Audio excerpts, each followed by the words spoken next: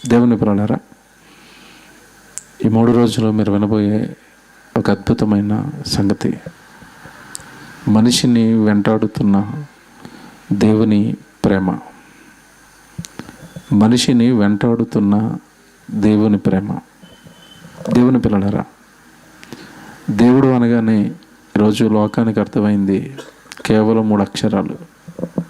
దేవుడు అన్న 3 అక్షరాలు అర్థమయ్యాయి తప్ప ఆయన ప్రేమ, ఆయన జాలి, ఆయన దయ, ఆయన దీర్ఘశాంతం, అలాగే ఆయనలో ఉన్న కోపం, ఇవి అర్థం చేసుకున్న వారు భూమి మీద అతి కొద్ది మంది. దేవుడి ప్రేమ ఎంత గొప్పదో, ఎంత ఉన్నతంగా మనుషులకు దేవుడు అందించాడో ఈ 3 రోజులు మీరు విని ఆశ్చర్యపోతారు. లోకపు ప్రేమల్లో మునిగి తేలుతున్న ఈ లోకం ఒక్కసారి దేవుని ప్రేమ వైపు కనుక ఆలోచించగలిగితే, లోకంలో ఉన్న ఏ ప్రేమ కూడా దేవుని ప్రేమ ముందు నిలువబడదు అన్నది ఖచ్చితంగా ఈ 3 రోజుల సభల ద్వారా మీరు నేర్చుకుంటారు. దేవుడికి మీరు చాలా దగ్గర అవుతారు. దేవుని పిల్లలారా, దేవుని ప్రేమ లోకంలో కనబడుతున్న లోక ప్రేమ. లోకంలో ఉన్న ప్రేమ కనబడింది కనుక, అందుతుంది కనుక అది గొప్పది అనుకున్నారు. కనపడని మహాతండ్రి పరలోకంలో కూర్చుని భూమి మీద ఉన్న పిల్లలను ఎంతో గాఢంగా ప్రేమిస్తుంటే, ఆయన ప్రేమను ఎంతో ఉన్నతంగా మనుషులకు అందిస్తుంటే, దానిని గ్రహించలేని వారుగా, దానిని అర్థం చేసుకోలేని వారుగా, అందుకుని ఆస్వాదిస్తున్న, గ్రహించి స్తుతులు చెప్పలేని వారిగా ఈరోజు మనిషి భూమి మీద నిలబడిపోయాడు. దేవుడు అసలు లోకాన్ని ఎందుకు ప్రేమిస్తాడు అన్నది మీకు అర్థం కావాలి అంటే, ఎందుకు దేవుడు లోకాన్ని ప్రేమించాలనుకుంటున్నాడు అన్నది మీకు అర్థం కావాలి అంటే, చాలాసార్లు చదువుకున్నామంటే, దేవుడు లోకమును ఎంతో ప్రేమించాడు, ఎంత అని చెప్పని వీలు లేనంతగా ప్రేమించాడు. అయితే దేవుడు మనుషుల్ని ఎందుకు ప్రేమిస్తాడు? తొలి ప్రసంగంలో తమ్ముడు 2 మాటలు చెప్పిన ఒక మాట జ్ఞాపకం చేశాడు. బైబిలుకు మత పుస్తకం అన్న ముద్ర, యేసుక్రీస్తుల వారిని ఒక దేశానికి మరి దేవుడుగానో, కొంతమంది వర్గాలకు దేవుడుగానో అంటగట్టే ప్రయత్నం చేశారు. కానీ బైబిలు ఈ విశ్వం గురించి మాట్లాడే పుస్తకం. బైబిలు ఈ భూమి మీద ఉన్న మానవులందరి గురించి మాట్లాడే పుస్తకం. ముఖ్యంగా మనుషులకు దేవుడికి మధ్య ఉన్న బంధాన్ని కళ్ళకు కట్టినట్టుగా, మానవ జాతికి అర్థమయ్యేటట్టుగా చెప్పే ఒక మంచి పరిశుద్ధ గ్రంథమే బైబిల్. దేవుని పిల్లలారా, దేవుడు మనుషులను ఎందుకు ప్రేమిస్తాడో మీకు అర్థం కావాలి అంటే, అసలు ముందుగా దేవుడు మనుషులకు ఏమవుతాడో అర్థం అవ్వాలి. యోహాను సువార్త 20వ అధ్యాయము 17వ వచనం, యేసుక్రీస్తుల వారి లోకానికి వచ్చాడు. తండ్రి ఉన్నాడు మనందరికీ, ఆయనే పరలోకంలో ఉన్నాడు. మీ అందరికీ నాన్న, మిమ్మల్ని అందరినీ పుట్టించిన తండ్రి. భూమి మీద ఉన్న మనుషులు కులాలుగా, మతాలుగా, వర్గాలుగా, ప్రాంతాలుగా, దేశాలుగా విడిపోయి కొట్టుకు చచ్చిపోతున్నారు తప్ప, మానవులు అందరినీ కలిగించిన తండ్రి ఒకడే. ఆ తండ్రి పిల్లలే ఈ భూమి మీద ఉన్న మనుషులందరూ అని చెప్పడానికి లోకానికి వచ్చి, మీ అందరినీ ఒకటి చేయడానికి ఇదిగో నా ప్రాణమే పెడుతున్నాను, నా ప్రాణంతో ఏర్పడిన రక్షణతో మీరందరూ మరలా ఒకటవ్వాలి, మీ తండ్రి దగ్గరికి మీరు చేరాలి అని తన జీవితకాలం అంతా ఇదే బోధ చేశాడు. యేసు బోధలో ఉన్న ప్రాముఖ్యమైన సంగతి ఏంటంటే, మనమంతా కూడా ఒకే తండ్రి పిల్లలమి, పరలోకంలో ఉన్న కన్న తండ్రికి బిడ్డలం అన్న బోధ చేసుకుంటూ వెళ్ళాడు. వచ్చాడు భూమి మీదకి, బోధించినంతకాలం బోధ చేశాడు, సిలువేశారు, చనిపోయాడు.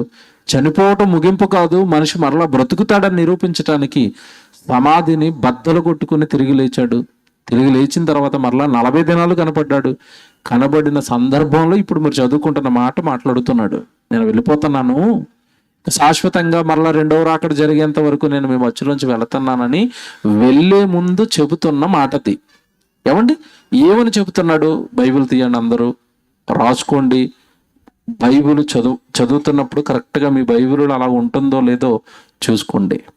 యోహాను సువార్త 20వ అధ్యాయము 17వ వచనం.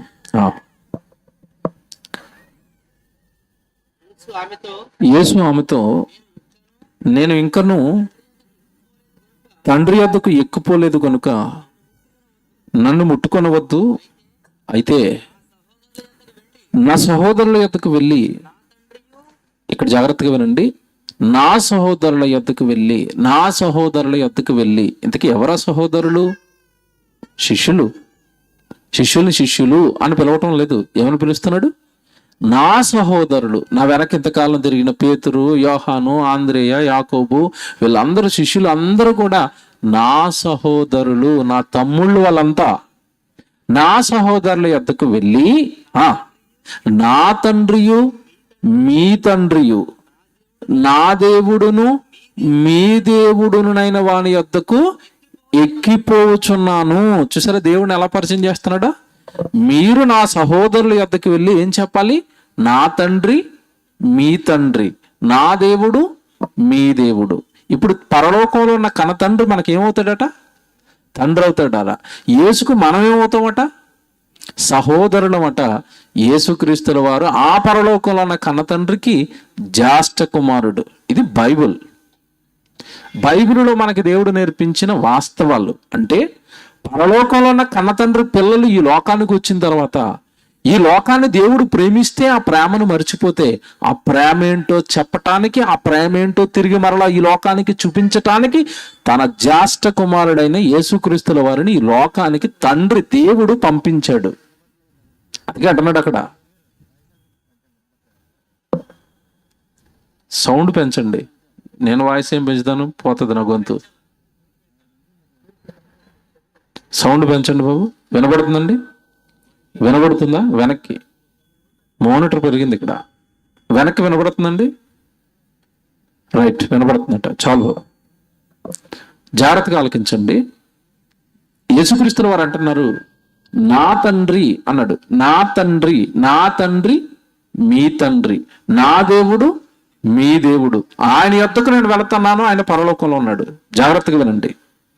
అంటే పరలోకంలో ఉన్న కన్న తండ్రి పిల్లలు ఈరోజు ఈ భూమి మీద ఉన్న సమస్త మానవాళి, ఏ జాతి వాడైనా, ఏ దేశం వాడైనా, ఏ కులానికి చెందిన వాడైనా మనుషులు పెట్టుకున్నారు తప్ప కులాలు, జాతులు, మతాలు దేవుడికి వాటితో సంబంధమే లేదు. భూమి మీద ఉన్న మనుషులంతా కూడా ఆయన పిల్లలట. జాగ్రత్తగా వినండి. భూమి మీద ఉన్న మనుషులు తన పిల్లలు కనుక తన పిల్లలని ప్రేమించటం ప్రారంభించాడు దేవుడు. తన పిల్లలకి తన ప్రేమను అందించటం ప్రారంభించాడు దేవుడు. దేవుని పిల్లలారా, మీరు మీ గర్భాన్ని పుట్టిన పిల్లల్ని ప్రేమిస్తారా? ప్రేమిస్తారు.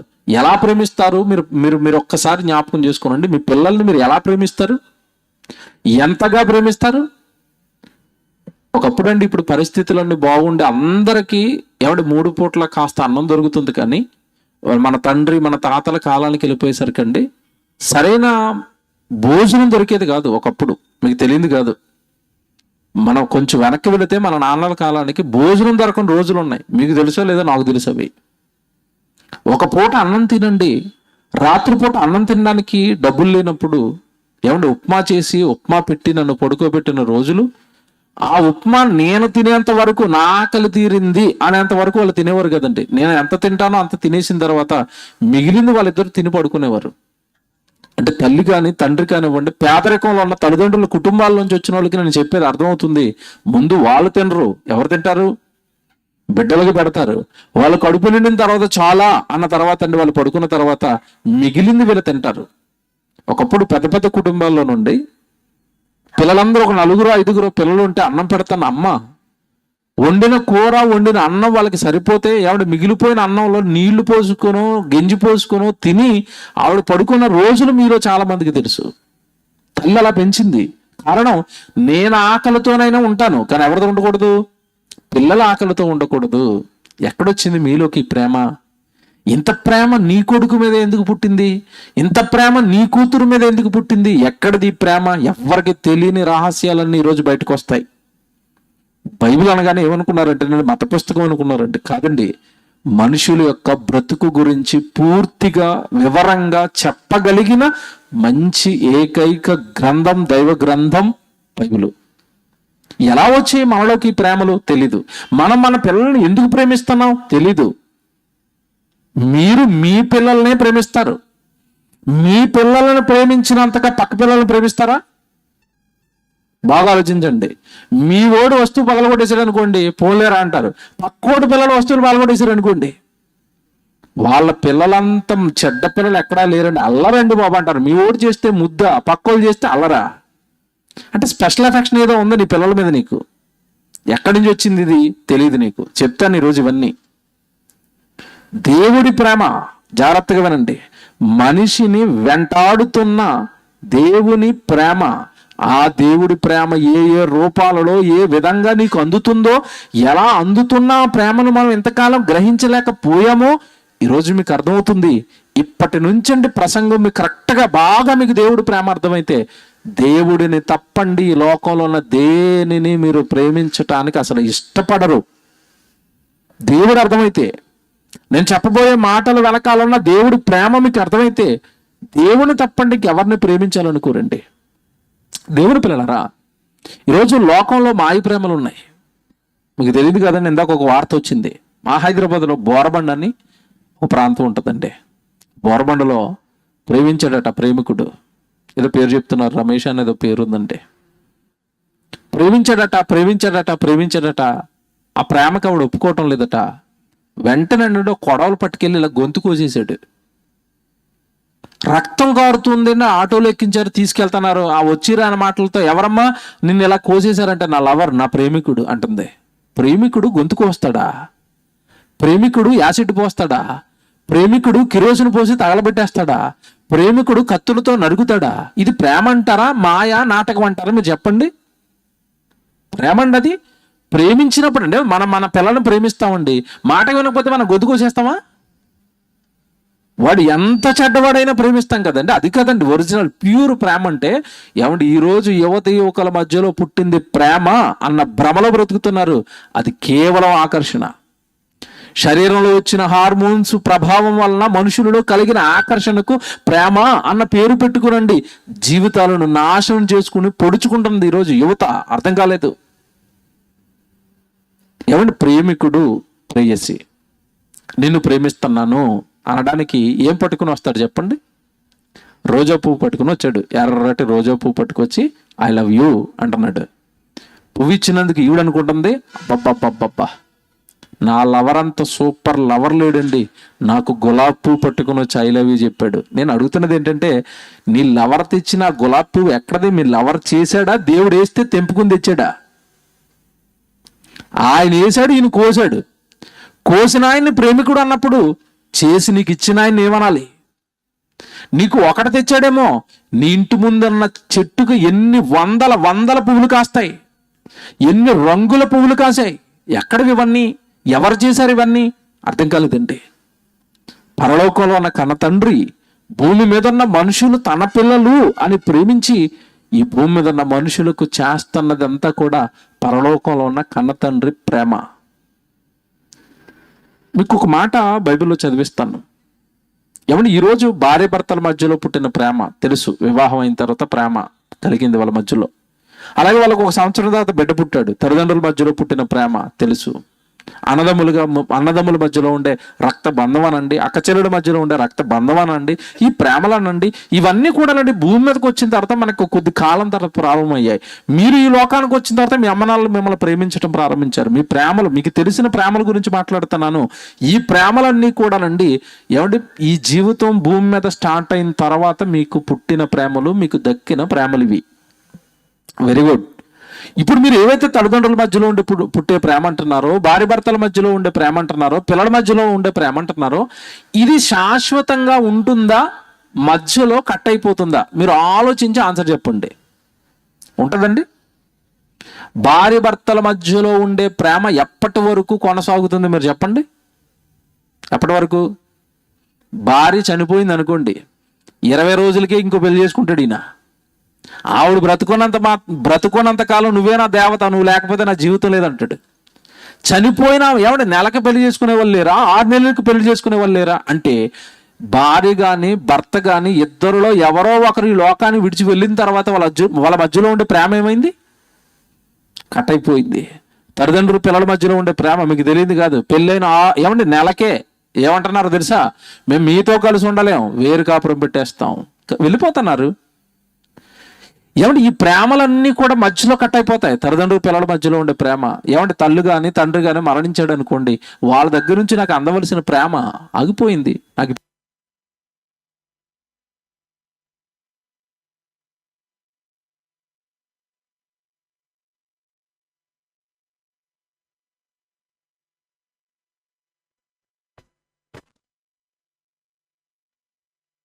హలో, ఇక్కడ మైక్ ఉంటే చెప్పేయచ్చు కదా వెంటనే, లేకపోతే బ్యాటరీలు అన్న వేయంటారు. హలో,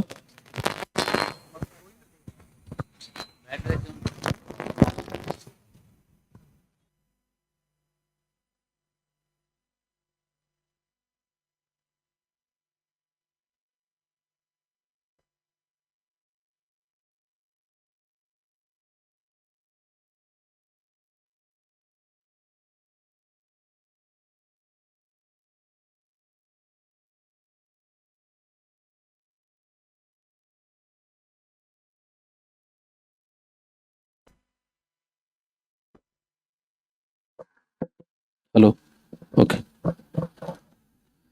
దేవుని పిల్లలారా, దేవుడు ఈ భూమి మీద ఉన్న మనుషులందరినీ కలిగించినవాడు, కలిగించి ప్రేమించినవాడు, ప్రేమను అందిస్తున్నవాడు.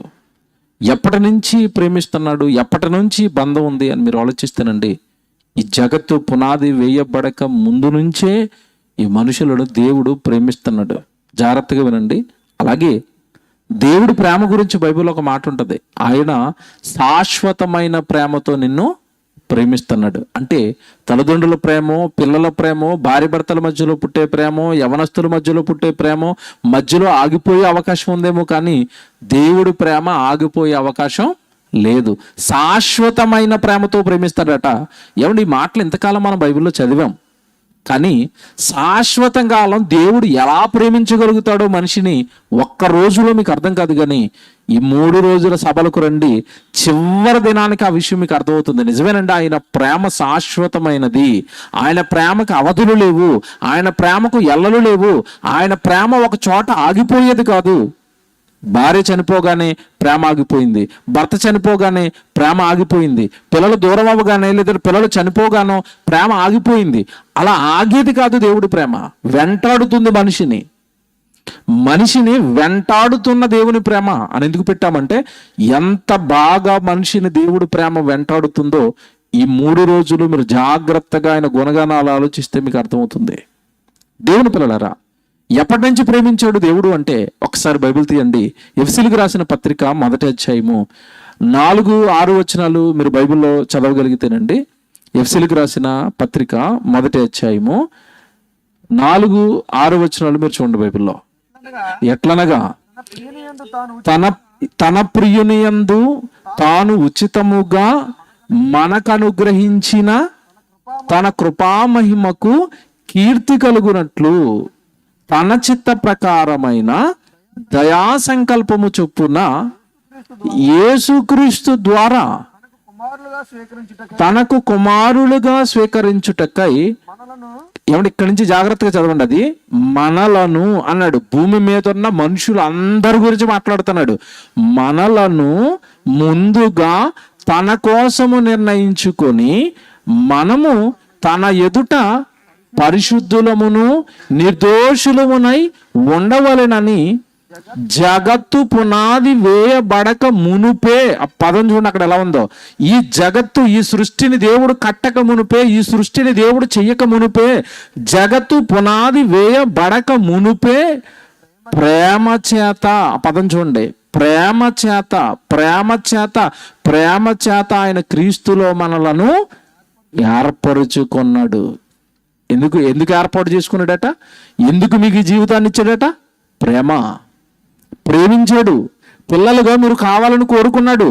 ఈ తరంలో ఈ రూపాలతో మీరు పుట్టాలి అని జగత్తు పునాది వేయబడక ముందు నుంచే అనుకున్నాడు. జాగ్రత్తగా వినండి. కరెక్ట్గా ఇక్కడ జగత్తు పునాది వేయబడక ముందు నుంచి వెంటాడుతున్న దేవుడి ప్రేమ ఎలా మీ వెనక వచ్చిందో చెప్తాను ఈరోజు. ఏమంటే సృష్టి పుట్టిన తర్వాత, వివాహం అయిన తర్వాత వాళ్ళ గర్భాన మనం పుట్టాం కదా. మనుషులందరూ అనుకుంటున్నారు నేను 86లో పుట్టానండి, 96లో పుట్టానండి, 2000లో పుట్టానండి, 1940లో పుట్టానండి, 1960లో పుట్టానండి, అప్పుడు నేను పుట్టానండి అని అనుకుంటున్నారు. కాదండి, అప్పుడు కాదు మీరు పుట్టింది. జగత్తు పునాది వేయబడక మునుపే ఆయన ప్రేమ చేత క్రీస్తులో మనలను ఏర్పరుచుకున్నాడు. అంటే మనం కావాలి అని మనం కోరుకున్నది మనల్ని దేవుడు పుట్టించింది ఇప్పుడు అని అనుకుంటే మీ పొరపాటు. వెనక్కి వెళితే అర్థమవుతుంది జీవిత సత్యం. ఎలాగండి వెనక్కి వెళ్ళటం అంటారా? ఏమంటే 86లో పుట్టాను అనుకున్న వాళ్ళు ఉన్నారు, 96లో పుట్టిన వాళ్ళు ఉన్నారు. ఏమంటే 86వ సంవత్సరంలో మీరు పుట్టలేదు, పొరపాటు పడ్డారు. తల్లి గర్భంలో నుంచి భూమి మీదకి డెలివరీ చేయబడ్డారు. 86వ సంవత్సరంలో ఏమంటే మే నెలలో మీరు పుట్టారనుకోండి, ఒక 5వ తారీఖున, 5వ తారీఖున మీరు పుట్టలేదు, 5వ తారీఖున ఈ భూమి మీదకి వచ్చారు. అంతకుముందు ఎక్కడ ఉన్నారు? 9 నెలలు తల్లి గర్భంలో ఉన్నారు. తల్లి గర్భంలోకి రాక మునుపు ఎక్కడ ఉంటారో తెలుసా? తండ్రిలో నుంచి వస్తారు, తండ్రిలో ఉన్నారు. తండ్రిలోనికి రాకమునుపు ఎక్కడ ఉంటామంటే తాతలో ఉంటారు. తాతలోనికి రాకమునుపు ఎక్కడ ఉంటామంటే ముత్తాతలో ఉంటారు. ముత్తాతలో నుంచి తాతలోనికి, తాతలో నుంచి తండ్రిలోనికి, తండ్రిలో నుంచి తల్లిలోనికి, తల్లిలో నుంచి ఈ లోకానికి నువ్వు వచ్చావు. నీ ప్రయాణం ఎక్కడో ఆదాము దగ్గర ప్రారంభమైతే భూమి మీద మొట్టమొదటి మనిషి ఆదామండి. కోతి నుండి వచ్చాడని ఎంతకాలం చెప్పారు, కొంతకాలం చేప నుండి వచ్చారు అన్నాడు, కొంతకాలం ఏకగణ జీవి అన్నాడు, కొంతకాలం బహుకణ జీవి అన్నాడు. ఇవన్నీ కొట్టుకుపోయినాయండి. ఇప్పుడు లేదు, మేము చెప్పినవన్నీ తప్పులు, మనిషి వచ్చింది మనిషి నుండే, బైబిల్ చెప్పిందే నిజం. పాఠ్య పుస్తకాలలోంచి డార్విన్ సిద్ధాంతాన్ని తీసేస్తున్నారు ఇప్పుడు. ఎందుకు తీశారంటేనండి, వీళ్ళు నెమ్మదిగా ప్రయోగాలు చేసుకుంటూ వచ్చి ముందు కోతి అని చెప్పారు కదా.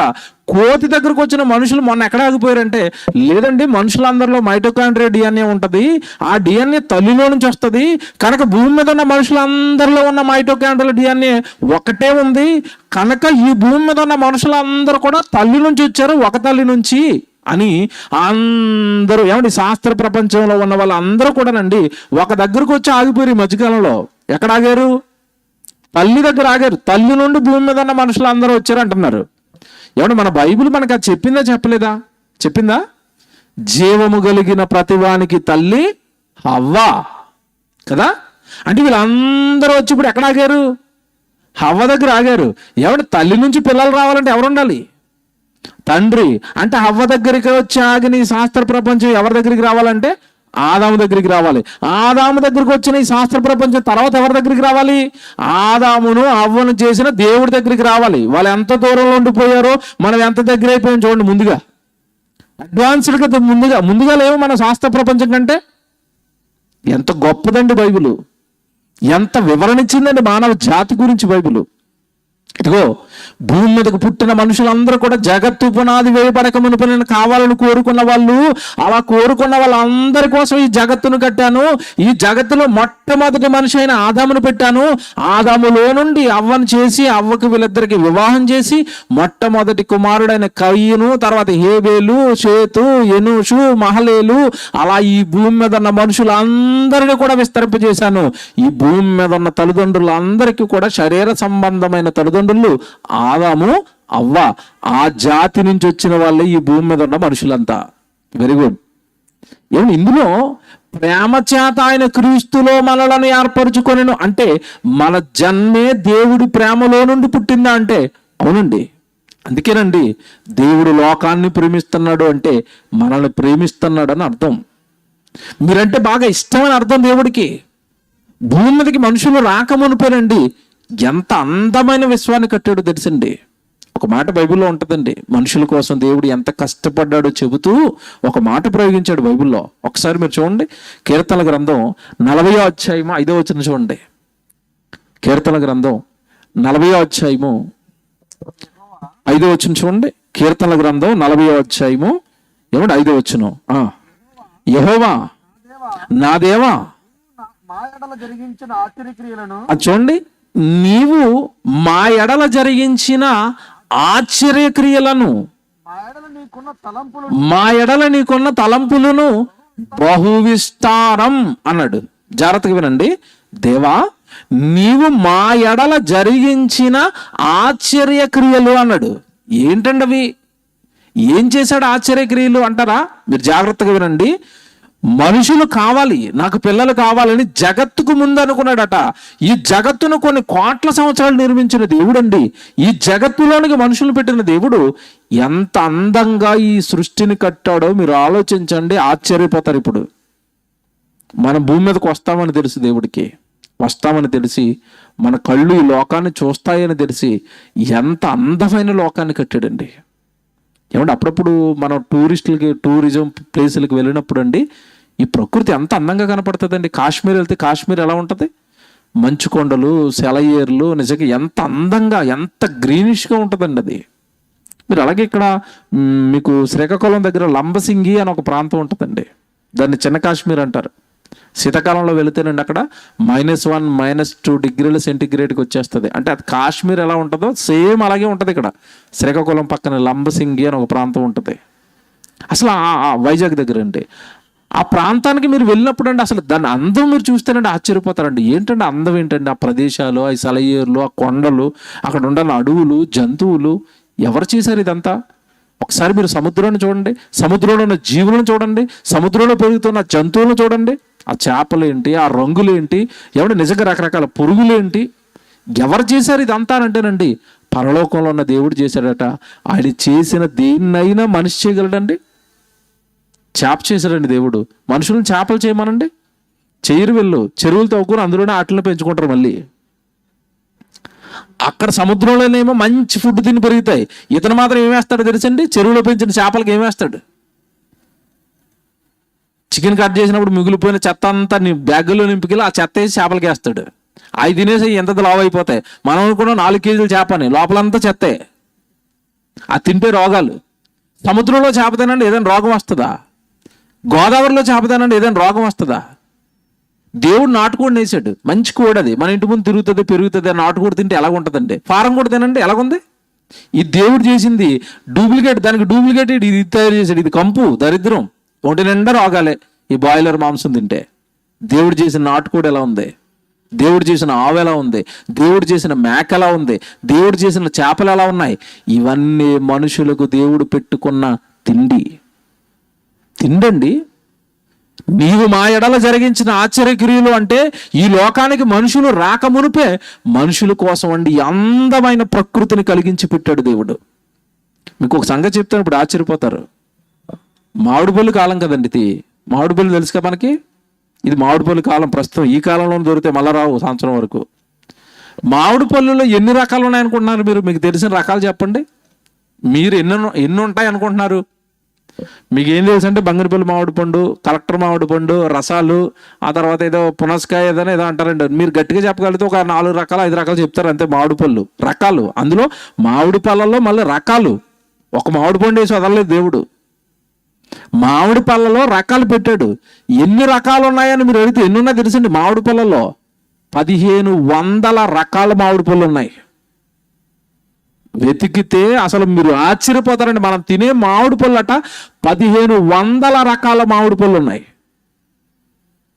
మన ముందు పక్షులు ఎగురుతూ ఉంటాయి. మనకు కొన్ని తెలుసు, కొంగని, కాకని, ఏమంటే గోరింకని, ఏదో చిన్న చిన్న పక్షులు. కొన్ని పక్షులు మనకు తెలుసండి. ఎన్ని ఉన్నాయ్యా పక్షులు అంటే 10,000 జాతులు ఉన్నాయట పక్షులు. 10,000 జాతుల పక్షులు. 10,000 జాతుల పక్షుల 1500 రకాల మామిడి పళ్ళ. ఎవడు ఒక్క మామిడి పళ్ళల్లోనే ఇన్ని రకాలు ఉంటే అసలు మనం తినే పళ్ళు ఎన్ని రకాలు మీరు ఆలోచించండి. ఎన్ని రకాల పళ్ళు మీకు తెలుసు? యాపిల్ తెలుసు, దానిమ్మ తెలుసు. ఒక్కొక్క పండు ఒక్కొక్క రుచి, ఒక్కొక్క పండు ఒక్కొక్క రంగు, ఒక్కొక్క పండులో ఒక్కొక్క రకమైన విటమిన్స్. ఏంటండి అసలు? మనకు అనారోగ్యం చేసి డాక్టర్ దగ్గరికి వెళ్ళామనుకోండి, మందులు ఇచ్చేటప్పుడు వెంటనే చెప్పే మాట ఏంటి చెప్పండి? ఏం చెప్తాడు? పళ్ళు తినండి. పళ్ళు తింటే ఏమవుతుంది? ఆరోగ్యం వస్తుంది. మంచి మీ తండ్రి పెట్టాడు అందులో రకరకాల పళ్ళ, 1000 రకాల పక్షుల, జీవరాశులు మొత్తం లెక్కలు కడితేనండి శాస్త్రవేత్తలు చెప్పిన లెక్క 84 లక్షల జీవరాశులు ఉన్నాయంట భూమి మీద మనుషుల కోసం. ఇదంతా ఎవరి ప్రేమ చెప్పండి? ఇదంతా ఎవరి కృప? ఇదంతా ఎవరి కోసం ఇంత కష్టం మీరు చెప్పండి? ఏమంటే మొదటి దినం, రెండో దినం, మూడో దినం, నాలుగో దినం, ఐదో దినం, ఆరో దినం అని ఆదికాండంలో మీరు చదువుకున్నారు కదా. ఏమంటే ఆ దినాలు అనగానే విశ్వపు దినాలు అవి. కొన్ని లక్షల కోట్ల సంవత్సరాలు దేవుడు ఇగో ఈ విశ్వాన్ని కట్టడానికి ఇన్ని రంగులు రుచులు, ఇన్ని రంగుల పువ్వులు, ఏమండి ఇన్ని రుచులు చేయడానికి దేవుడికి పట్టిన కాలం అండి. అది పట్టిన కాలం. అక్కడున్న 6 రోజుల సృష్టి కార్యక్రమం. ఇంత ప్రేమ నువ్వంటే, ఇంత ఇష్టమా నువ్వంటే, ఇన్ని రకాలు పెట్టుకోవాలనుకున్నాడా నీకోసం? మాంసాహారాలు మీరు చూసారనుకోండి, ఏమండి కొంతమంది కూరగాయలు ఇష్టంగా తింటారు, కొంతమంది కూరగాయలు తినరు. ఏం కావాలి? నాన్ వెజ్ కావాలి. నాన్ వెజ్ కావాలన్నప్పుడు కోడి ఒకటే చేసి వదిలేసాడు అనుకోండి దేవుడు. ఈ కోడి మాంసం తిన్న వాళ్ళ పరిస్థితి ఏంటి చెప్పండి? కొంతమంది కోడి మాంసం తినరు, నాకు చేపలే కావాలంటారు. అలాగని చేపలు ఒకటే చేసి వదిలేసాడు అనుకోండి, కొంతమంది చేపలు తినరు, వాళ్ళ పరిస్థితి ఏంటి?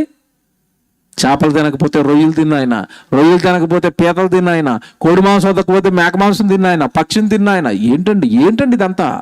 బెత్తడి నాలుకండి. నాలుక ఎంత ఉంటే చెప్పండి? బెత్తిడే. ఇంతుండే నాలుగుకి ఇన్ని రుచులు చేశాడు దేవుడు. అవునండి, ఇది దేవుడు ప్రేమ. అర్థం అవ్వలేదు.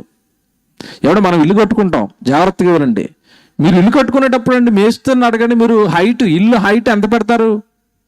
9 అడుగులు పెడతారు. లేదు కాస్త బాగా కట్టుకునే వాళ్ళు 10 అడుగులు పెడతారండి. 10 అడుగులే ఎందుకు పెట్టారని మీరు అడిగితే అతను ఒక ఆన్సర్ చెప్తాడు మీకు. 10 అడుగులే ఎందుకు పెట్టారండి ఇల్లు ఎత్తు? 10 అడుగులే ఎందుకు పెట్టామంటే మీ హైట్ ఎంత?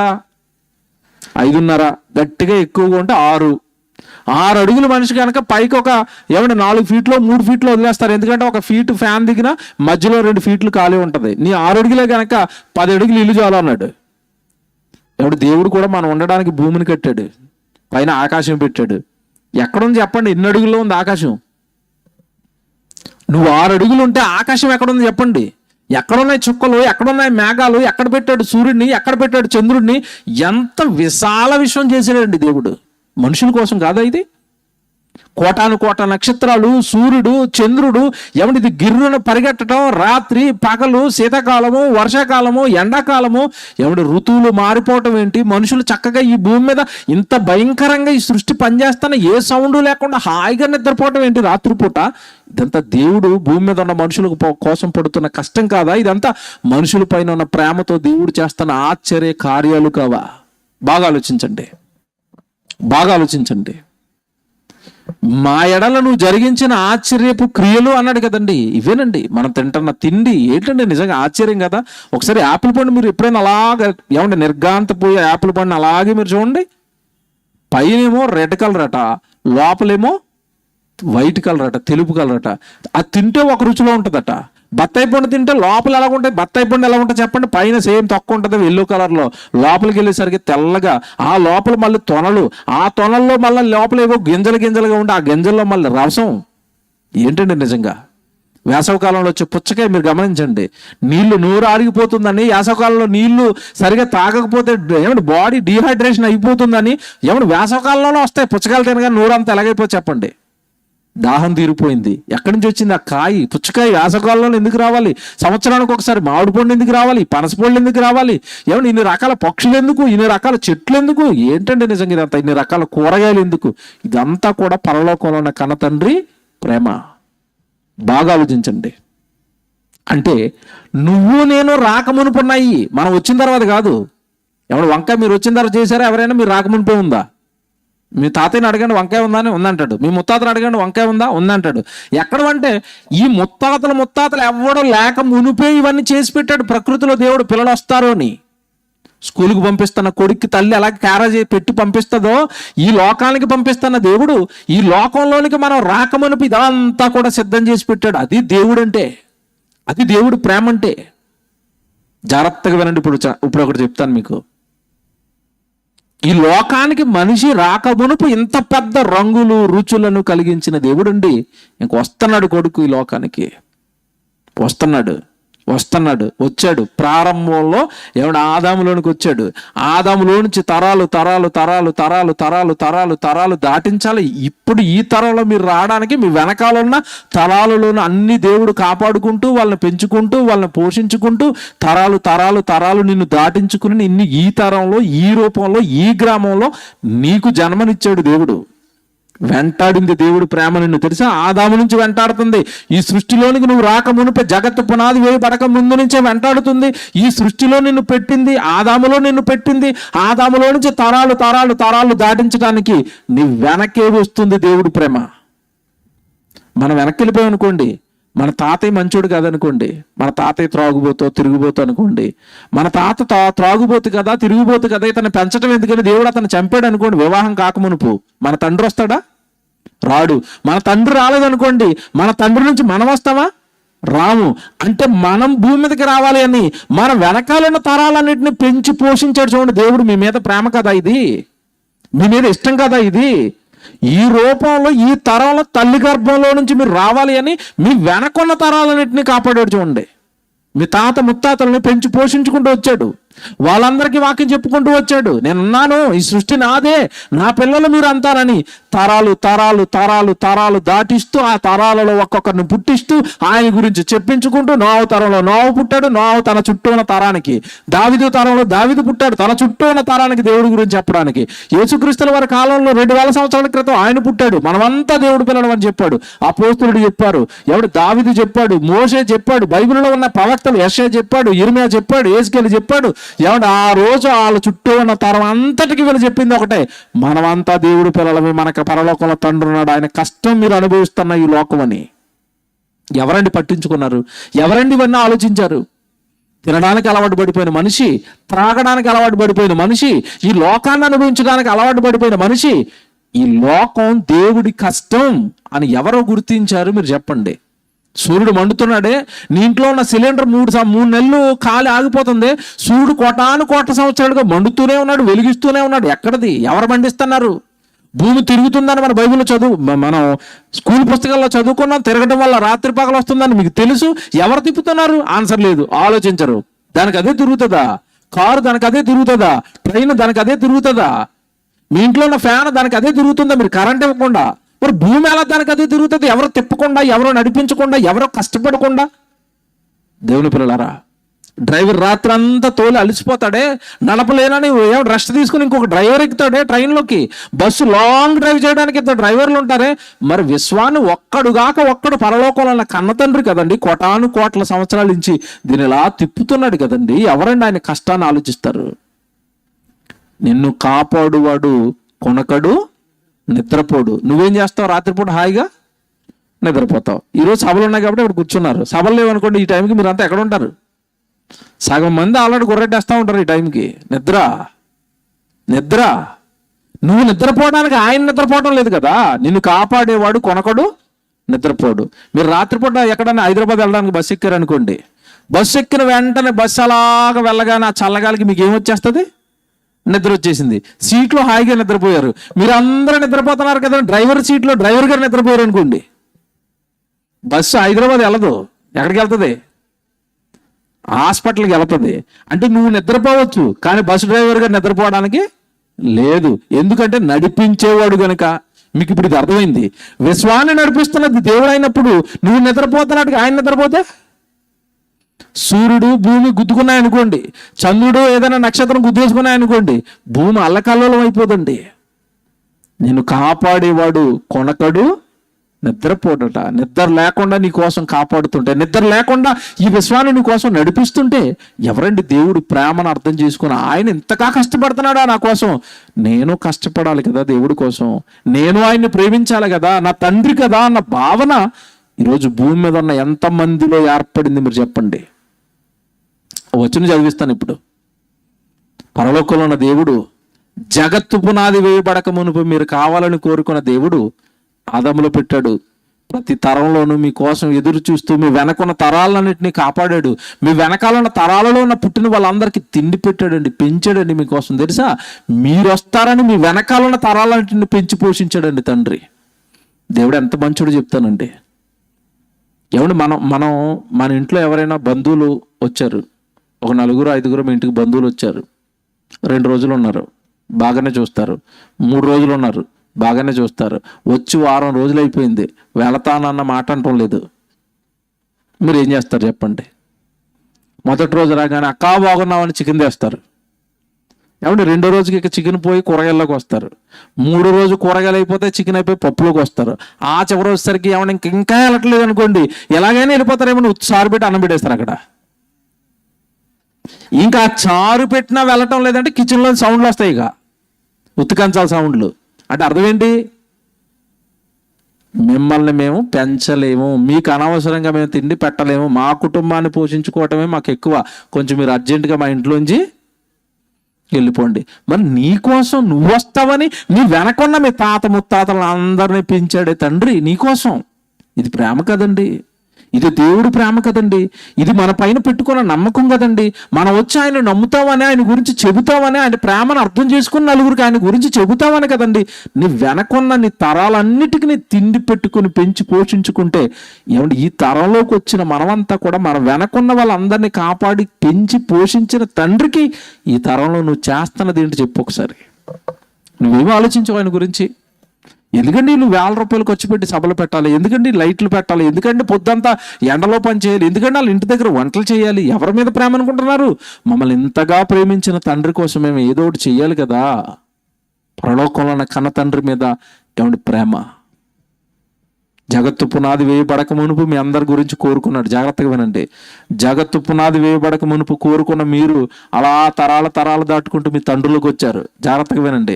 తండ్రిలో నుంచి దాటించాడు, ఏమంటే తండ్రిలో నుంచి దాటించిన తర్వాత శుక్రకరంగా తల్లిలోకి వచ్చారు. తల్లిలోకి రాగానే దేవుడు ఏం చేస్తున్నాడు తెలుసా? ఇంతకాలం మీరు చదువుకున్నారు. కీర్తనల గ్రంథం 139 కీర్తన 16 వచనం చదవండి. కీర్తనల గ్రంథం 139 అధ్యాయం అండి 16 వచనం చూడండి. కీర్తనల గ్రంథం 139 అధ్యాయము 16 వచనం. నేను పిండమునై ఉండగా నీ కన్నులు నన్ను చూశాయి. ఎప్పుడు చూస్తున్నాడు? మీరు ఎంతకాలం చదివారు కదా అది. మిమ్మల్ని దేవుడు ఎప్పుడు చూశాడట? నేను పిండమునై ఉండగా నీ కన్నులు నన్ను చూశాయి. మీ అమ్మ నాన్నలు ఎప్పుడు చూశారు మిమ్మల్ని? మీ అమ్మనాళ్ళు ఎప్పుడు చూశారు? ఆ పిండం ఒక పెద్ద రూపం అయిపోయి 3.5 కేజీలు బరువెక్కిపోయి భూమి మీదకి వచ్చిన తర్వాత అమ్మ నా పోలికే అంటుంది. నాన్న వచ్చి అంటున్నాడు, లేదు లేదు నా పోలికీడని ఇద్దరు కొట్టుకుంటున్నారు. భూమి మీదకి వచ్చిన తర్వాత దేవుడు ఎప్పటి నుంచి చూస్తున్నాడట? నేను పిండమునయ్యుండగా నీ కన్నులు నన్ను చూచాయి. నేను ఇక్కడ మాట్లాడుతున్నానండి. ఈ పిండం భూమి మీదకి వచ్చిన తర్వాత ఒక మంచి సొగసైన రూపంతో వచ్చింది అనుకోండి. ఆడపిల్లల గురించి చెప్తున్నాను. మంచి అందమైన రూపం వచ్చింది అనుకోండి. భూమి మీదకి వచ్చిన తర్వాత ఎవడో చూస్తాడు, చూసి అంటున్నాడు లవ్ ఎట్ ఫస్ట్ సైట్ అట. అంటే అర్థం ఏంటి? నిన్ను చూడగానే ప్రేమ పుట్టేసింది అంటున్నాడు. నీ జుట్టు బాగుంటే చూస్తాడు వాడు, నీ రంగు బాగుంటే చూస్తాడు వాడు, నీ అందం బాగుంటే చూస్తాడు వాడు. నల్లగా ఉండి కర్రీగా ఉండి పళ్ళెత్తుగా ఉండి అందవిహీనంగా ఉందనుకోండి, అలాంటి అమ్మాయి దగ్గరికి వచ్చి I love you, love at first sight అంటాడా? అంటే నీ రంగుని చూసి ప్రేమిస్తాడా? అవును. నీ అందాన్ని చూసి ప్రేమిస్తాడా? అవును. నీ ఉద్యోగాన్ని చూసి ప్రేమించాడా? అవును. చాలా మంది ఉద్యోగాన్ని బట్టి ప్రేమించే వాళ్ళు ఉన్నారు, చదువును బట్టి ప్రేమించే వాళ్ళు ఉన్నారు, వాళ్ళకున్న ధన స్థితిని బట్టి ప్రేమించే వాళ్ళు ఉన్నారు. ఏమంటే దేవుడు మనం ఎలాగున్నప్పుడు ప్రేమించాడట, మనం ఎలాగున్నప్పుడు మనల్ని చూస్తున్నాడట. నేను పిండమునయ్యుండగా నీ కన్నులు నన్ను చూచాను. పిండానికి ఏ రూపం ఉంటుంది చెప్పండి? తల్లులకు తెలుసు. 3 నెలల స్కానింగ్ చేశారు కదా, స్కానింగ్ చేసినప్పుడు నల్లగా ఒక బొమ్మిస్తారు. ఏ రూపం ఉంది దానికి? రక్తపు ముద్ద, రక్తపు ముద్ద, రక్తపు ముద్ద అలా కొట్టుకుంటుంది అంతే. రక్తపు ముద్ద అండి. ఆ రక్తపు ముద్దగా మీరున్నప్పుడు మిమ్మల్ని ప్రేమించాడట దేవుడు. లోకానికి వచ్చిన తర్వాత తల్లి ప్రేమ సూపర్ అంటున్నావు, లోకానికి వచ్చిన తర్వాత తండ్రి ప్రేమ సూపర్ అంటున్నావు, నా భర్తే నాకు దైవం అంటున్నావు, నా భార్య నాకు దేవత అంటున్నావు, ఏమన్నా నా ప్రేమికుడు గుండెల నిండా నా ప్రేమికుడే ఉన్నాడు అంటున్నావు, నా హృదయం నిండా నువ్వే అంటున్నావు. మరి నిన్ను పుట్టించిన దేవుడు, నిన్ను పిండంగా ఉన్నప్పుడు నీకు రూపం చెక్కిన దేవుడు, నీకు కళ్ళు పెట్టిన దేవుడు, నీకు కాళ్ళు పెట్టిన దేవుడు, నీకు అంతరింద్రియాలు అన్నాడు కదా, లోపల ఉండే అవయవాలు, కనబడని అవయవాలు చాలా ఉన్నాయి కదా లోపల. గుండె, ఊపిరితిత్తులు, జీర్ణాశయము, కిడ్నీలు, ఇవన్నీ చేసింది ఎవరండి? ఎవరి కష్టం అండి? మనిషి. ఇదేమో ఎవరి కష్టం? జగత్తు పునాది వేయబడక ముందు నుంచి ఎదురు చూసా నా కొడుకు కోసం, నా కూతురు కోసం. అమ్మ వచ్చేసారని ఆ పిండంగా మీరు తల్లి గర్భంలో ఉన్నప్పుడే దేవుడి కన్ను చూసిందట. ఎందుకు చూసింది? రక్తపు ముద్దను దేవుడి కన్ను ఎందుకు చూస్తుంది? వీడికి చక్కటి రూపం నేను చెయ్యాలి ఇప్పుడు, ఎలాంటి రూపం చేస్తానంటే నా కొడుక్కి, ఎలాంటి రూపం చేస్తానంటే నా కూతురికి, ఒక్కసారి నేను ఈ రూపం చెక్కానంటే ప్రపంచంలో ఎవ్వడికి ఇలాంటి రూపం ఉండకూడదు, అలాంటి రూపం చెక్కాలి ఇప్పుడు ఈ పిండానికి నేను. అంతేనా? మీలాగా లోకంలో ఎవడైనా ఉన్నాడా? కాకినాడలో ఎవరైనా మీకులాగా ఉన్నారేమో జరగండి ఒకసారి. కాకినాడలో ఉన్న వాటర్ లిస్ట్ మొత్తం తీసుకుని ప్రతి ఒక్కరి దగ్గరికి వెళ్ళి మీ మొహం పక్కన చూసుకోండి. మీ మొహం లాంటి మొహం కాకినాడలో ఉంటుందా? ఉండదు. మీ మొహం లాంటి మొహం ప్రపంచంలో ఉంటుందేమో చూడండి, ఉండదు. ఇంకా చెప్పనా, మీకు దేవుడి చేతి మీద వేసిన వేలిముద్ర ప్రపంచంలో ఎవరికైనా మీ వేలిముద్ర ఉంటుందా? ఉండదు. మీ కాళ్ళ మీద ఒక ముద్ర ఉంటుంది, ప్రపంచంలో ఎవరికి మీ కాళ్ళ మీద ఉన్న ముద్ర ఉండదు. ఆధార్ కార్డు చేయాలనుకున్నప్పుడు ఏం తీసుకున్నారు? మీ దగ్గర ఏం తీసుకున్నారు? వేలిముద్ర, కళ్ళు ముద్ర. ఎందుకు? మీలా ప్రపంచంలో ఎవడ ఉన్నాడేక. ఏంటంటే అంత బాగా చేశాడు తల్లి గర్భంలో మిమ్మల్ని.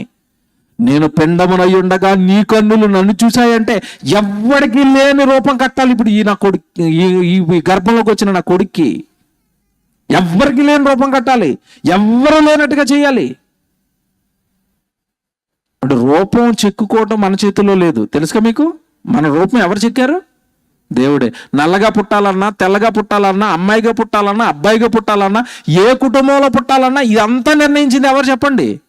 దేవుడే. దేవుడే కదండి. మనకేసిన రూపం దేవుడిది, మనకేసిన రంగులు దేవుడివి. దేవుని పిల్లడారా, ఇంత అందమైన దేహాన్ని కట్టి ఏమండి అస్థిపంజరం చేసి, అస్థిపంజరం లోపల ఏమండి అంతరింద్రాలన్నీ పెట్టి, ఆ పైన మాంసం పెట్టి, ఆ తర్వాత నరాలు పెట్టి, ఆ తర్వాత ఒళ్ళంతా రక్తంతో నింపి, ఆ పైన మాంసం పైన మరల చర్మం వేసి, ఆ చర్మానికి ఒక రంగేసి, 132 పళ్ళెట్టి, ఏమండి పైన జుట్టెట్టి, కాళ్ళెట్టి, అవయవాలు పెట్టి కదులాడే బొమ్మగా తల్లి గర్భంలో ఉన్నప్పుడు దేవుడు కదా మిమ్మల్ని చేసింది. ఇది దేవుడు ప్రేమ కదా మీ మీద. దేవుని పిల్లలరా, ఆ మాట చూడండి. నేను పిండమునై ఉండగా నీ కన్నులు నన్ను చూచెను, నియమింపబడిన దినములలో ఒకటైనను కాకమునిపే నా దినములన్నీ నీ గ్రంథములో లిఖితం రాసుకుని మరీ భూమి మీదకి మనల్ని పంపించాడట. నా కొడుకు 60 సంవత్సరాలు ఉండాలి, నా కొడుకు 70 సంవత్సరాలే ఉండాలి, తర్వాత ఆ లోకంలో నా పని ముగించుకున్న తర్వాత తిరిగి నా దగ్గరకు వచ్చేయాలి. ఎంత పక్కాగా ఉంటున్నాడు చూసారా మన జీవితం ఎడలో దేవుడు. రూపాన్ని కడతాడట, ఆయుష్కాలాన్ని నియమిస్తాడట. ఆ నియమించిన ఆయుష్కాలం అంతా కూడా తన గ్రంథంలో రాసుకుంటాడట, రాసుకుని లోకాన్ని పంపిస్తాడట. ఏదైతే భూమి మీదకి వెళ్ళి మనం చెయ్యాలని కోరుకున్నాడో ఆ పనంతా ముగిసిన తర్వాత నరులారా తిరిగి రండి అని తన యొద్దకు మరలా పిలుచుకుంటాడట. ఎక్కడండి విడిచిపెడతాడు దేవుడు మనిషిని? మీరు జాగ్రత్తగా వినండి. జగత్తు పునాది వేయబడక మునుపు కావాలని పుట్టించుకున్న తండ్రి ప్రతి తరాన్ని దాటిస్తూ, ప్రతి తరంలోనూ మీకు తోడుగా ఉంటూ, ఆయన ప్రేమతో మిమ్మల్ని వెంటాడుతూ, తల్లి గర్భంలోకి వచ్చిన తర్వాత రూపం చేయడానికి వెంటాడు. అక్కడ చక్కటి రూపం కట్టి ఒకానొక దినాన్ని మిమ్మల్ని ఎక్కడికి పంపించాడు? ఈ సృష్టిలోనికి మీ ఎంట్రీ జరిగింది తల్లి గర్భంలో నిర్మాణం అయిపోయిన తర్వాత దేవుడి సహాయంతో. ఎంతకాలం ఉన్నది తెలుసండి తల్లి గర్భంలో? భక్తుడు అంటాడు, నేను గర్భనివాసిని అంటాడు, గర్భవాసిని అంటాడు. అంటే గర్భంలో నేను నివాసం చేశాను అన్నాడు. ఎంతకాలం ఉన్నామండి మీరు నేను గర్భంలో? 270 రోజులు ఉన్నాం. కొంతమంది 300 రోజులు కూడా ఉన్నారు. 270 నుంచి 300 రోజులు అంటే 9 నెలల నుంచి 10 నెలలను తల్లి గర్భంలో ఉన్నప్పుడు ఏమండి తల్లి గర్భంలో మనం ఎక్కడున్నాం తెలుసా? ఎక్కడున్నాం తెలుసా? ఓ పాట రెడీ చేశారా? తల్లి గర్భంలో మనం ఉన్నదండి ఉమ్మనీటిలో, తల్లి గర్భంలో మనం ఉన్నది చిమ్మ చీకటిలో, తల్లి గర్భంలో మనం ఉన్నది ఒంటరిగా. మరి ఒంటరిగా చీకటిలో నీటిలో 300 రోజులు మీరు నేను ఎలా ఉండగలిగామో తెలుసా? అక్కడ మన సహాయకుడు, అక్కడ మన ప్రేమికుడు, అక్కడ మనకు సర్వస్వమై మనకు సహాయం చేసిన వాడు, మనం బ్రతకడానికి కారకుడు మీ తండ్రి, మిమ్మల్ని ప్రేమించిన మీ పరలోకపు తండ్రి. తెలుసా? మనం నీటిలో ఉన్నప్పుడే ఆ తల్లి గర్భంలో మనం పెంచాడు. పాట చూస్తారు, పాట చూడండి ఎంత బాగుంటుందో. ఈ పాట తర్వాత 2 వచనాలు చెప్పి ముగించేస్తాను. తల్లి గర్భంలో దేవుడు మనల్ని ఎంత బాగా పెంచుతున్నాడో, ప్రేమించాడో ఈ పాట చూడండి.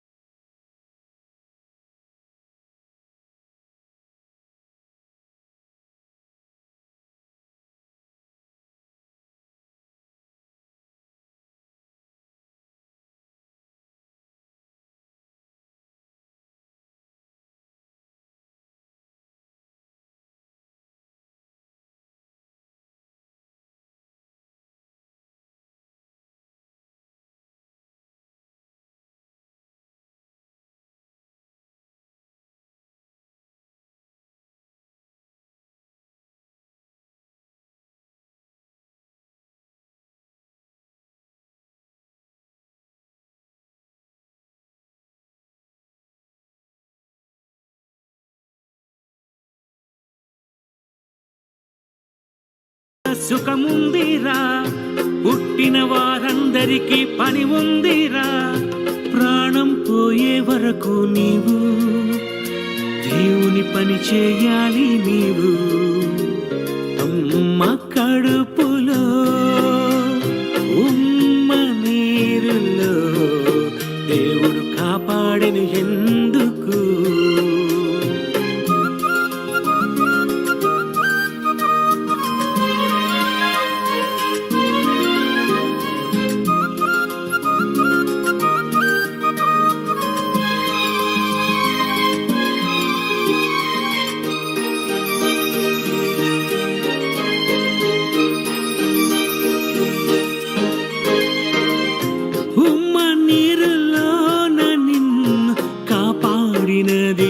దేవుడే కాపాడినది.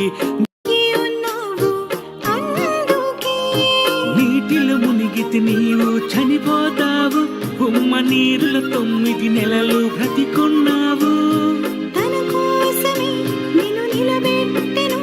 తన వంశాన్ని కాపాడి రక్షించుతావని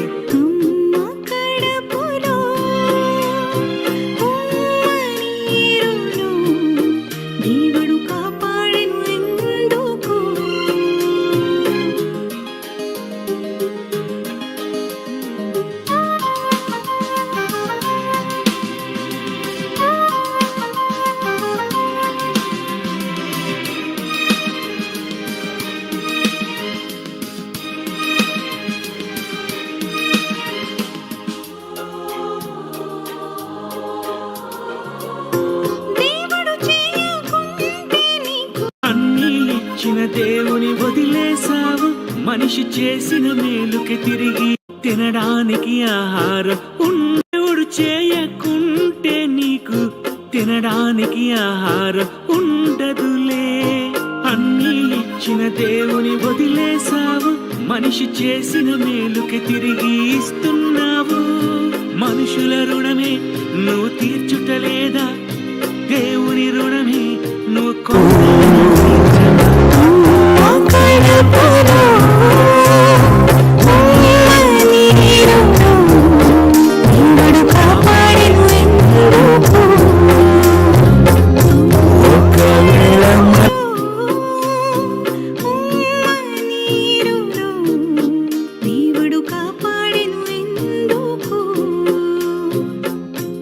ఒకవేళ మరణిస్తే దేవుడు నీకు సెలవిస్తే ఏ కష్టం లేకుండా సుఖముందిరా, పుట్టిన వారందరికీ పని ఉందిరా. ప్రాణం పోయే వరకు నీవు దేవుని పని చేయాలి. నీవు అమ్మ కడుపులో ఉమ్మ నీరులో దేవుడు కాపాడెను ఎందుకు?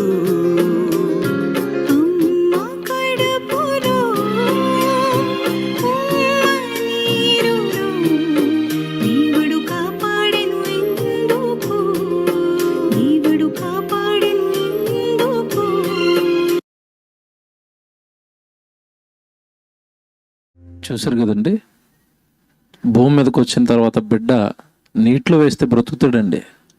బ్రతుకుతాడా? బ్రతకడు. మరి తల్లి గర్భంలో ఉన్నప్పుడు ఉమ్మ నీటిలో ఎలా బ్రతికాడు అంటే, దేవుడు తోడు ఉంటే మనిషి ఎక్కడైనా బ్రతుకుతాడు. పంచభూతాల్లో ఉన్న ఏది కూడా మనిషిని ఏమీ చేయలేవు. ఒక ఉదాహరణ చెప్తాను అర్థం అవడానికి. షడ్రకు, మెషకు, అబేద్నెగో వీళ్ళని ఎక్కడ వేశారు? ముగ్గురిని పట్టుకెళ్ళి ఎక్కడ వేశారు? అగ్నిగుండంలో వేశారు కదా. అగ్నిగుండంలో ఉన్న అగ్ని వాళ్ళని కాల్చిందా? ఎందుకు కాల్చలేదు? దేవుడు తోడుంది కనుక వాళ్ళకి. అంటే దేవుడు తోడుగా ఉంటే అగ్ని కాల్చలేదు, దేవుడు తోడుగా ఉంటే నీళ్లు కూడా మనల్ని ఏమీ చేయలేవు. తల్లి గర్భంలో ఉమ్మ నీటిలో అక్కడ నువ్వు బ్రతికావు అంటే అక్కడ నీకు సహాయం చేసింది దేవుడు, అక్కడ అవయవాలు నిర్మించింది దేవుడు. ఇంకా చెప్పనండి, లోతుగా మీరు ఆలోచిస్తేనండి, సమయం అయింది.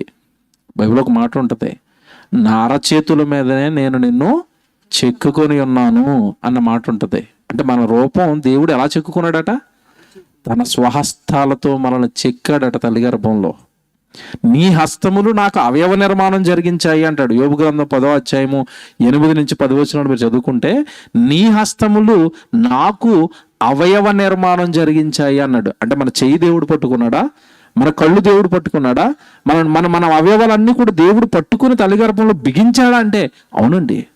ఉమ్మనీటిలో తల్లి గర్భంలో ఇంతటి మహారూపం నీకు కట్టి నువ్వు భూమి మీదకి రాకమనిపై నీకు అవసరమైన సృష్టిని జగత్తుకు ముందే నువ్వు రాకమనిపై ఈ జగత్తును చేసి దేవుడు ఇంత గొప్పగా మనుషులను ప్రేమిస్తుంటే, ఇంత ఉన్నతంగా మనుషులను దేవుడు ప్రేమిస్తుంటే, దేవుడు ప్రేమ మనుషులకు అర్థం అవ్వలేదు. చూడండి, మనిషిని మనిషి ప్రేమిస్తాడండి. తల్లి మీద ఎంత గొప్ప పాటలు కట్టారో మీకు తెలియదు కాదు. ఆ మధ్యకాలంలో ఒక సినిమా వచ్చింది రండి, తల్లి కోసమే ఆ సినిమా అంతా. భిక్షగాడట, తల్లి కోసం ఏమైపోతాడట? భిక్ష ఎత్తుకుంటాడట. ఎత్తుకున్నావు, మాకేం ప్రాబ్లం లేదు, నువ్వు ఏమైనా ఎత్తుకో. కానీ అందులో ఒక పాట రాశారండి. ఏం పాట? అమ్మకు మించిన తల్లికి మించిన దైవం ఉన్నదా రాశారా? తల్లికి మించిన దైవం ఉన్నదా అని చెప్పి చివరిలో చెప్పినట్టు ఉన్నారు. అది 100 మంది దేవుళ్ళు దిగి వచ్చినా నీలాంటి ప్రేమను చూపలేరమ్మా. ఎంతమంది రావాలట ఈవిడ ప్రేమను చూపించడానికి? ఎంతమంది రావాలట? 100 మంది దేవుళ్ళు వచ్చినానట, తల్లి చూపించినంత ప్రేమ చూపించలేరట. విషయం చెప్తే గుండాగిపోద్దండి రచయితలందరికీ. ఏంటో తెలుసా? గుండాగిపోయే విషయం ఏంటో తెలుసా? తల్లి నిన్ను ఎందుకు ప్రేమించిందో తెలుసా? అసలు సూపర్ సీక్రెట్ చెప్తున్నాడంటే, ప్రపంచపు అజ్ఞానం అండి ఇది. ప్రపంచపు అజ్ఞానపు కోటలను కూలగొట్టవలసింది క్రైస్తవుడే. కారణం ఏంటంటే వీళ్ళకి ఏం తెలియదు. అలాగని తల్లి ప్రేమించలేదంటే ప్రేమించిందంట. తల్లి ప్రేమను నేను తక్కువ చేయటం లేదు. ఆ తల్లి ఎందుకు ప్రేమిస్తుందో తెలుసుకుంటున్నాను. ఆ తల్లి నిన్నే అంతగా ఎందుకు ప్రేమిస్తుందో నీకు తెలుసా? విషయం తెలుసండి. అసలు తల్లి మనల్ని ఎందుకు ప్రేమిస్తుందో తెలుసండి. బిడ్డ పుట్టడానికి అవసరం, జాగ్రత్తగా వినండి, తల్లి దేహంలో ఏం జరుగుతుందో చెప్తున్నాను. బిడ్డ పుట్టడానికి అవసరమైన అండం రిలీజ్ అవ్వాలి అంటే తల్లి మెదడులో లూటెనైజింగ్ అనే ఒక హార్మోన్ రిలీజ్ అవుతుంది. ఆ హార్మోన్ పుట్టగానే తల్లి గర్భంలో తల్లి పొట్టలో ఒక అండం రిలీజ్ అవుతుంది. ఆ అండానికి తండ్రి నుంచి వచ్చిన శుక్రకణం కలిస్తే అది పిండం అవుతుంది. ఈ పిండం అవుతున్న కాలంలో తల్లిలో మరొక హార్మోన్ రిలీజ్ అవుతుంది. ఆక్సిటోసిన్ హార్మోన్ అంటారు దాన్ని. దానికి మరొక పేరు ఏంటంటే లవ్ హార్మోన్ అంటారు దాన్ని. అంటే తల్లి గర్భంలో బిడ్డ తయారవుతున్నప్పుడే దేవుడు తల్లిలో ఒక హార్మోన్ రిలీజ్ చేశాడు. దాన్ని ఆక్సిటోసిన్ హార్మోన్ అంటారు, లేదా లవ్ హార్మోన్ అంటారు. ఆ హార్మోన్ రిలీజ్ అయిన తర్వాత బిడ్డను ప్రేమించటం తల్లి ప్రారంభిస్తుంది. చాలా మందికి తెలియదు ఇది. మీకు ప్రాక్టికల్గా అర్థం కావడానికి ఉదాహరణ చెప్తాను. ఒక యవనస్తురాలు ఉంది, ఇంకా వివాహం అవ్వలేదు. వివాహం అవ్వన ఒక యవన బిడ్డకి, ఏమండి మీరు పుట్టిన చంటి బిడ్డని ఆవిడకి డైపర్ ఇవ్వకుండా ఇచ్చారనుకోండి, ఎత్తుకుంది ఆ పిల్ల, యవన కాలంలో ఉన్న పిల్ల. ఎత్తుకున్న తర్వాత ఆడు 1-2 వేసాడు అనుకోండి, ఆ మీద ఏముంటుంది చెప్పండి? చాలా చిరాకు పడిపోద్ది. చిచ్చి అని ఏమండి కడిగేసుకుంటుంది, తుడిచేసుకుంటుంది. మీ ఊడిని మళ్ళా ఎత్తుకొని అంటది. Very good. ఈ పాపకే వివాహం అయింది. వివాహం అయిన తర్వాత తనకి బిడ్డ పుట్టాడు, వాడు వేసేసాడు 1-2. అప్పుడు ఏమంటుంది చెప్పండి? చిచ్చి అన్న బిడ్డను పడేస్తుందా? మా ఓడేనండి అని తుడుచుకుని వెళ్ళిపోద్దా? ముందు పడేసింది, తర్వాత ఎందుకు తుడుచుకుంటుంది మీకు తెలుసా? అసలు రహస్యం తెలుసా? వివాహం అయిన తర్వాత, బిడ్డ పుట్టిన తర్వాత దేవుడు ఒక హార్మోన్ వేశాడు, లవ్ హార్మోన్. అందుకే బిడ్డను ప్రేమిస్తుంది. అందుకే బిడ్డ మీద ప్రేమ పుట్టింది. దేవుడు ప్రేమ స్వరూపి. పరలోకంలో ఉన్న కన్నతండ్రి నిన్ను నన్ను ఎలా ప్రేమించాలో తెలియక ఆ మహాశక్తి వచ్చి చేతులతో తాకి నిన్ను ఎత్తుకోలేదు గనక, నిన్ను ప్రేమించలేదు గనక, ఆ శక్తి వస్తే నువ్వు కనబడవు గనక భూమి మీద, పరలోకంలో ఉన్న కన్నతండ్రి ఆయనలో ఉన్న ప్రేమను తల్లిలో పెట్టి తల్లి ద్వారా ఆయన ప్రేమని నీకు అందిస్తుంటే 100 మంది రావాలి నా తల్లి ప్రేమను చూపించాలంటే అని నువ్వు అంటున్నావంటే, ఎవడా తల్లిలో ప్రేమను పెట్టిన దేవుడు ఏమైపోవాలి? ఏమంటే ఒకప్పుడు ఆవు ఏమంటే యజమానుడు తీసుకెళ్ళాలనుకోండి, దానికి తాడు కట్టుకుని లాక్కుని వెళ్ళాలి. అదే బిడ్డ పుట్టిన తర్వాత దానికి పుట్టిన బిడ్డని వెనకాల కట్టుకుని వెళ్ళిపోతున్నాడు అనుకోండి, ఆవేం చేస్తుంది? రానాలా? వెనకాలే పరిగెడుతుంది. ఎందుకు పరిగెడుతుంది? ముందు పరిగెడుతుంది. వెనకాల ఎందుకు పరిగెడుతుంది అంటే, అది నీ బిడ్డ, నువ్వు దాన్ని ప్రేమించాలి. ఒక హార్మోన్ పెట్టాడు. నీ తల్లి నిన్ను ప్రేమించిందంటే దేవుడు ఆమెలో ఒక హార్మోన్ రిలీజ్ చేశాడు. అది ప్రేమకు కారణం.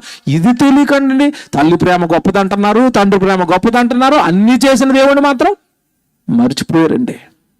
లోకం దేవుడికి ఇచ్చిన స్థానం ఏంటో తెలుసండి? తల్లి, తండ్రి, గురువు, దైవం. అంటే మొదటి 3 ప్లేసులు వీళ్ళకట, చివరి ప్లేస్ ఆయనకట. ఆయన లేకపోతే వీళ్ళు ముగ్గురు లేరు ముందున్న వాళ్ళు. ఆయనకి మాత్రం 4వ స్థానం అట. దేవుడికి అన్యాయం చేసిందండి ఈ ప్రపంచం. దేవుడి ప్రేమను గుర్తించిన ప్రపంచం అండి ఇది. రేపు చెబుతాను, ఈ సమాజంలో ఉన్న ఎవ్వరికి తెలియని పచ్చి నిజాలు చెప్తానండి రేపు.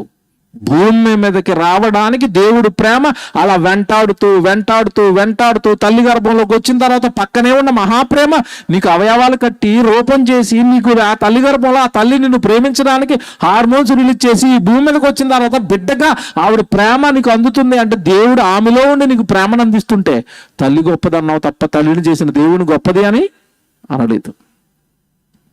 రేపు చెప్తాను. ఈ ప్రపంచం ఇప్పటి వరకు తెలియని ఒక సూపర్ సీక్రెట్ కూడా చెప్తానండి. అదే తల్లి పాలకు సంబంధించిన సీక్రెట్. ఎవరికి తెలియదు ఇది. తల్లిపాలల్లో ఏముందో, తల్లిపాలల్లో దేవుడు ఏం పెట్టాడో, తల్లిపాలు ఎందుకు పెట్టాడో, తల్లిపాల ద్వారా బిడ్డకి ఏం జరుగుతుందో, దాని ద్వారా దేవుడు తన ప్రేమను ఎలా చూపించాడో రేపు మీరు విందురు. కానీ బైబిల్లోనండి సృష్టిలో మనకి ఇదంతా అర్థం అవడానికండి నిప్పుకోడైనా కోడిని పెట్టాడండి. ఆ నిప్పుకోడి గుడ్లు పెడుతుంది, కానీ అది గుడ్డును ప్రేమించదండి. మనకు అర్థం అవడానికి ప్రకృతిలో ఒక ఉదాహరణ పెట్టే, నాయన నీ తల్లి నిన్ను ప్రేమిస్తుంది అంటే ఆ తల్లిలో హార్మోన్ ఆ ప్రేమను పెట్టింది, అందుకు నీ తల్లిని ప్రేమిస్తుంది. తల్లి ప్రేమించని జంతువులు కొన్ని ఉన్నాయి భూమి మీద. కావాలంటే నువ్వు ప్రాక్టికల్గా తెలుసుకో. దాని బుర్రలో నేను ఆ హార్మోన్ పెట్టలేదు కనుక అది తన బిడ్డను కానీ తన గుడ్డును కానీ అది ప్రేమించదని చెప్పాడు. మాట చూస్తారా? యోబు గ్రంథం ముగించుకుందాం. ఇక యోబు గ్రంథం చూడండి, 39వ అధ్యాయము 13వ వచనం. అంటే యోబు గ్రంథం 39వ అధ్యాయం 13వ వచనం చూడండి, చదవండి. యోబు గ్రంథం 39వ అధ్యాయం 13వ వచనం. నిప్పుకోడి సంతోషము చేత రెక్కలను ఆడించును, రెక్కలను వెంట్రుకలను దానికి ఉన్నందున అది వాత్సల్యం కలదిగా ఉన్నదా? దాంట్లో ప్రేమ ఉన్నదా? నిప్పుకోడిలో ప్రేమ ఉందా? అది వాత్సల్యం కలిగినదిగా ఉన్నదా? లేదు సుమి. అది నేలను దాని గుడ్లను పెట్టును, ధూళిలో వాటిని కాచును, దేని పాదమైనా వాటిని త్రొక్కవచ్చునైనను, అడవి జంతువు వాటిని చితక త్రొక్కవచ్చునని ఆయనను అనుకొనకయే ఉన్నది. చూసారా?